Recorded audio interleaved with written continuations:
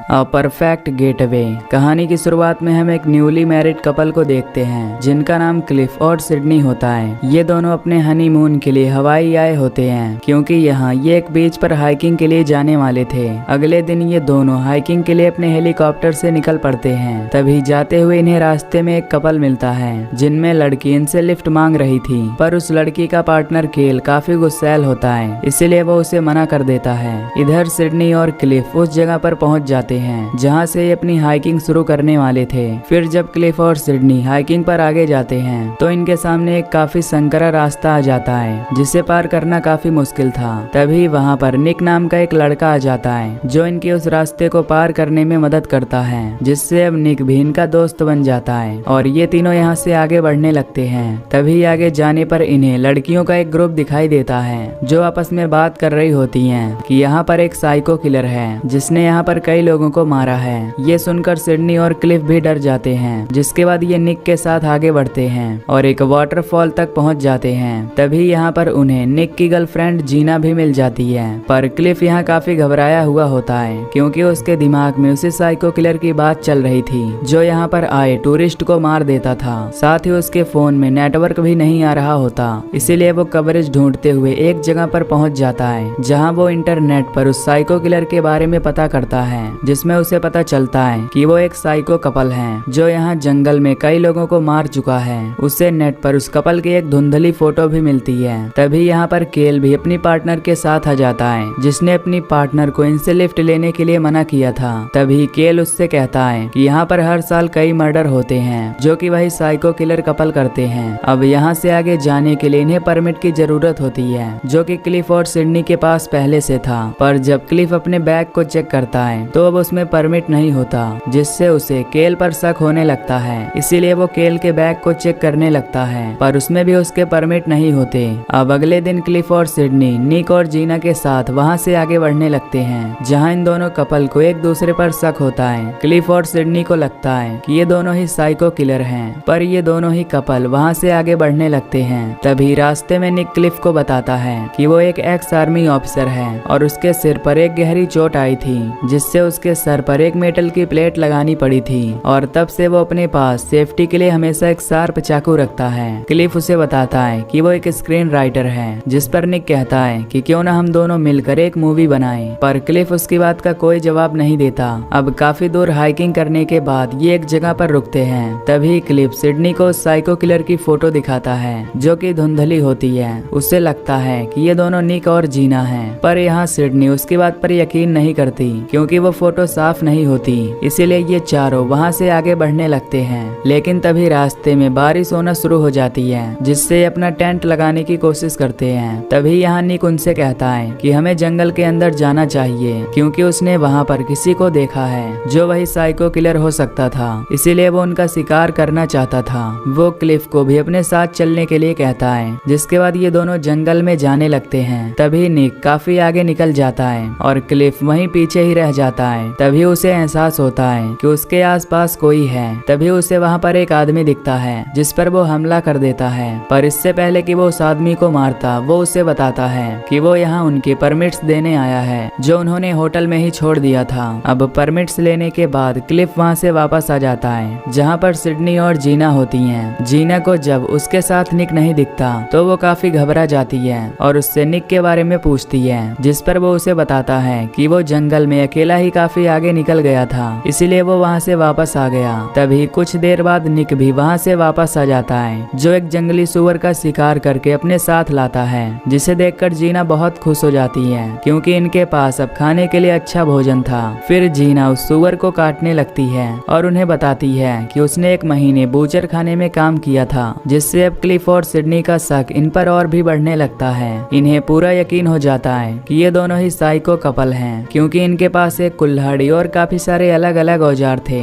इसीलिए रात में ये दोनों डिसाइड करते हैं कि कल सुबह बीच पर पहुंचने के बाद ये दोनों वहां से किसी तरह निकल जाएंगे। अगली सुबह ये फिर से अपना सफर तय करते हैं। तभी इन्हें वहां एक पुलिस का हेलीकॉप्टर दिखता है जो सभी को जंगल से बाहर निकलने के लिए कहता है। ये सभी भागकर उस पुलिस वाले के पास पहुंचते हैं जहां इन्हें पता चलता है कि वो साइको किलर पकड़ा गया जो कि केल और उसकी वाइफ होती है, क्योंकि पुलिस ने जब उनकी तलाशी ली तो उनके बैग में इंसान इंसानों के दांत मिले थे और काफी ऐसी चीजें जो उन लोगों की थी जिनका यहाँ पहले मर्डर हो चुका था। अब उस साइको किलर के पकड़े जाने से इन चारों का भी एक दूसरे से शक हट जाता है, जिसके बाद ये चारों उस बीच पर पहुंच जाते हैं। तभी यहाँ क्लिफ निक से कहता है कि उन्हें समुद्री गुफाओं की ओर चलना चाहिए क्योंकि वो काफी खूबसूरत है। निक भी उसकी बात मान जाता है, जिसके बाद ये दोनों अपनी अपनी बोट से समुद्री गुफाओं की ओर निकल जाते हैं। इधर जीना इन्हें शूट करने के लिए क्लिफ का कैमरा उठाती है। जब वो कैमरा खोलती है तो उसमें सिडनी और क्लिफ की वेडिंग पिक्स होती हैं, पर जब वो उन फोटोज को ध्यान से देखती है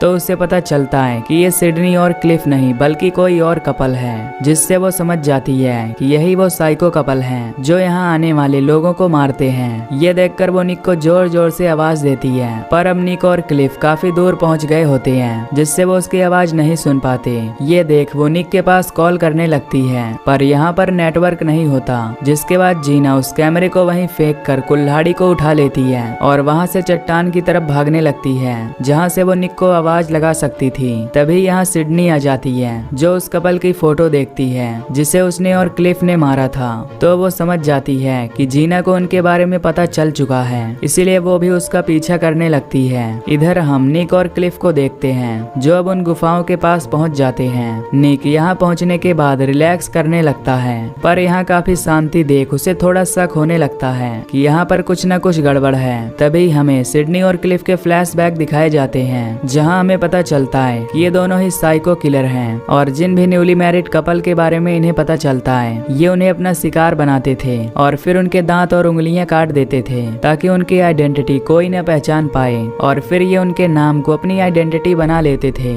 यहाँ पर केल को भी उसी ने फंसाया था। क्लिफ ने ही उसके बैग में उन दांतों को डाला था और जो आदमी क्लिफ को परमिट्स देने आया था, क्लिफ ने उससे कहा था कि उसे केल और उसकी वाइफ पर शक है, इसीलिए उसने ये बात उससे पुलिस को बताने के लिए कहा था। जिसके बाद पुलिस ने जब केल की तलाशी ली तो उसके बैग में उन्हें वो दांत मिल गया था जिनका पहले मर्डर हुआ था। अब प्रेजेंट में क्लिफ अपनी गन निकालता है और निक के सर में शूट कर देता है, जिससे निक वहीं पानी में गिर जाता है। पर तभी ऊपर से जीना यह सब देख लेती है और जोर से चिल्लाती है। क्लिफ उसे देखकर उस पर भी गोलियां चलाता है, पर उसका निशाना चूक जाता है। तभी वहाँ पर ऊपर सिडनी भी आ जाती है जो जीना के ऊपर अटैक करने लगती है, जिससे इनके बीच फाइट शुरू हो जाती है, जिसमें जीना काफी जख्मी हो जाती है। पर वो किसी तरह सिडनी को ऊपर से धक्का दे देती है, जिससे सिडनी पानी में गिर जाती है। तभी जीना के फोन पर एक कॉल आता है। जीना उन्हें अपनी लोकेशन बताती है और कहती है कि उसकी जान खतरे में है, इसीलिए वो जल्द से जल्द पुलिस को यहाँ भेज दें। तभी क्लिफ चट्टान से ऊपर आ जाता है और जीना का पैर पकड़ लेता है,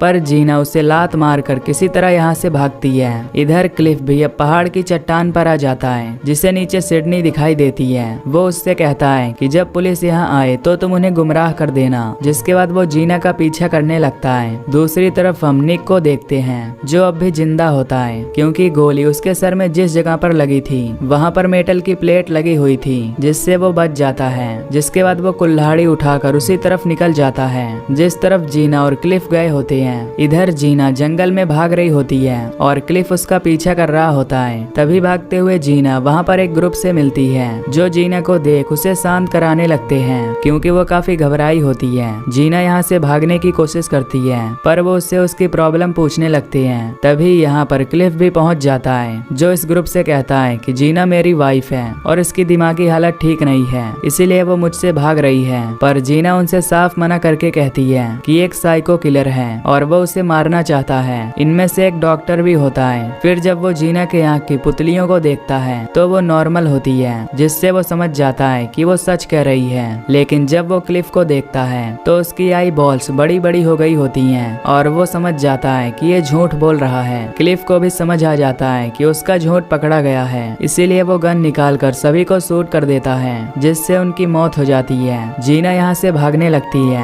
पर इससे पहले कि वो उसे शूट करता तभी ऊपर से निक कूद कर उस पर हमला कर देता है, जिससे दोनों काफी घायल हो जाते हैं। तभी जीना देखती है कि उसका बॉयफ्रेंड अभी भी जिंदा है। तभी क्लिफ फिर से गन उठा लेता है। वो निक को शूट करने की कोशिश करता है, पर उसकी उंगली कट चुकी थी, जिससे वो शूट नहीं कर पाता। तभी निक उससे गन छीन कर उस पर तान देता है। तभी यहाँ पर पुलिस का हेलीकॉप्टर भी आ जाता है, जिसमें सिडनी भी मौजूद होती है। तभी जब पुलिस निक के हाथ में गन देखती है तो उन्हें निक पर ही शक होता है कि वो ही असली किलर है। पुलिस उसे वार्निंग देती है कि वो अपनी गन नीचे कर दे। क्लिफ पुलिस को देखकर खुश हो जाता है और वो कहता है कि अगर उसने उसे मारने की कोशिश की तो पुलिस उसे मार देगी और वो पुलिस के सामने बताएगा कि वो एक विक्टिम था और तुम ही असली किलर हो और तुम्हारे बचने का कोई रास्ता नहीं है। जिसके बाद वो उसके नाम और आइडेंटिटी को अपना लेगा, जैसे उसने क्लिफ की आइडेंटिटी को अपनाया था। वो उसे अपना असली नाम रॉकी बताता है, जिसने क्लिफ को मारकर उसकी आइडेंटिटी चुराई और अब वो निक के साथ भी यही करना चाहता था।